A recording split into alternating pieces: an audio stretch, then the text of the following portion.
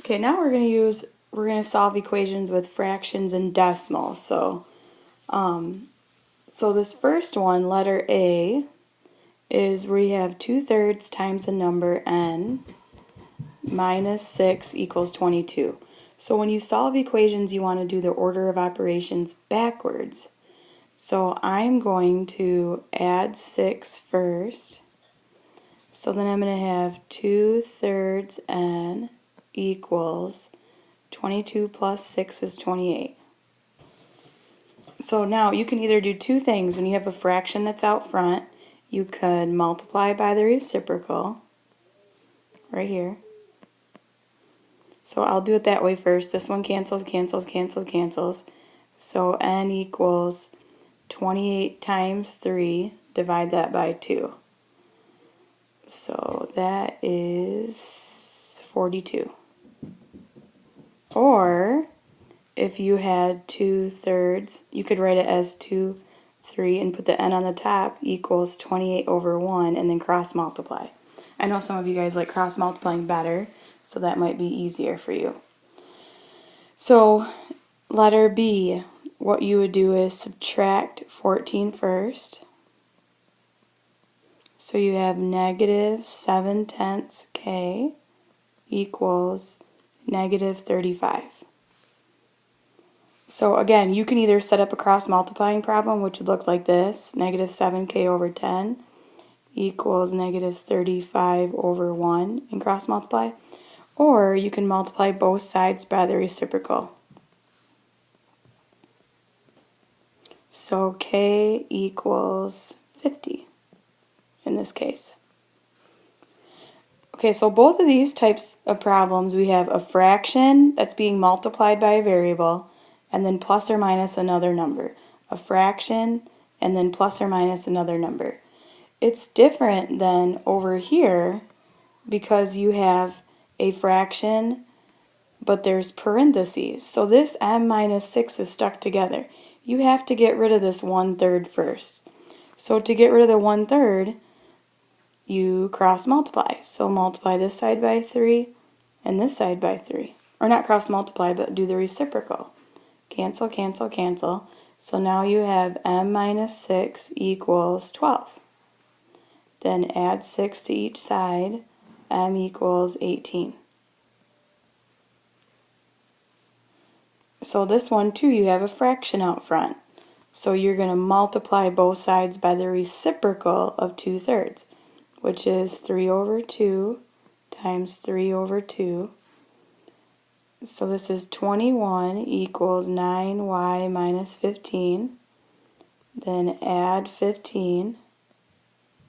36 equals 9y. Y equals 4 is your answer. So that's how you can do it with fractions. So notice the difference. This one, there's a fraction that's being multiplied by the number. This one, this fraction is being multiplied by this quantity, so you need to get rid of this fraction first. Okay, then with decimals. Okay, so this one, A, does not have a decimal, so I would still subtract 40. So negative 5n, make sure to carry down the negative 5, equals negative 42. Divide both sides by negative 5. So n equals, and you can calculate negative 42 divided by negative 5 is 8.4. You can leave it like that. Okay, so that's not much different than what we did yesterday. A mistake people make is they don't carry down this negative, or they add 40, but this is a positive 40, so you need to subtract it. Now let's look at B with decimals. Okay, so if you have decimals, what I would do is, and you're going to learn this in Algebra 1, so it's better to look at this now, is look at the number of decimals each number has. So all of them are in the 10th spot, so what I'm going to do is I'm going to multiply everything by 10. So what that does is it moves the decimal over for every number.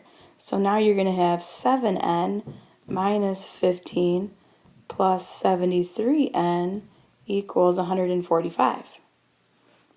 So now we got rid of decimals. So I'm going to combine like terms and do 80n minus 15 equals 145. So add 15. So 80n equals 160. N equals 2 is my answer. So it's better to learn now to clear decimals. So right here I have a tenth spot, a tenth spot, a tenth spot, and nothing. So I'm going to multiply by 10.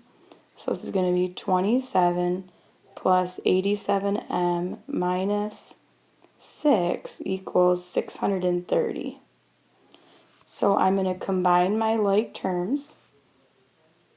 So it's going to be 21 plus 87m equals 630. Subtract 21. So 87m equals 609. And divide both sides by 87. I don't have my calculator to do that one, so I'm not sure what 609 divided by 87 is. So I don't have my calculator, so you're going to have to do that on your own calculator. And now let's look at D. Okay, same thing as before. I would divide both sides by 2.3. If I multiply everything through by, I don't want to do that multiplication trick by multiplying everything through by 10 or 100 when there's parentheses like this. So I'm going to divide both sides by 2.3. This cancels out. So now I have x plus 1.4 equals whatever this number is in your calculator. So after you do that, you can subtract 1.4 from each side. So x equals that number. Sorry, I don't have my calculator again. And then E, this one does not have parentheses with the distributive property. There's no parentheses. This one did have parentheses, that's why I divided. This one, I'm going to multiply everything through by 2 decimals, 1 decimal, 1 decimal, 1 decimal. So I'm going to multiply everything through by 100. So this is going to be 9396 equals, move the decimal over twice, 470p plus 870p's minus 260p's. So it's going to be 9396 equals, add all these p's together. So 470 plus 870 plus 260 is 1600 p's. Then divide both sides by 1600. So I don't have my calculator, but this is what p would be equal to. Put that in your calculator. And then the last one, you can clear decimals again.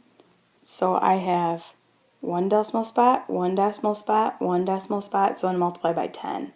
So I'll move the decimal over, so it's negative 153 equals negative 75k plus 552. So then I subtract 552 from each side. So this number equals negative 75k. So at the end you divide both sides by negative 75. And that's going to be your answer. So in this lesson, you need to look out for situations that you have parentheses. So I have parentheses, so I'm going to divide, or I'm going to multiply by the reciprocal. Multiply by the reciprocal right here first. And then down here, I have parentheses right here, so I'm dividing by that decimal first. We also talked about clearing decimals, so if you want to get rid of all the decimals, it's easier to work with. If something has 2 decimals, then you multiply it by 100. If there's 3 decimals, you're going to multiply by 1,000. If there's 1 decimal, you're going to multiply by 10 to clear decimals.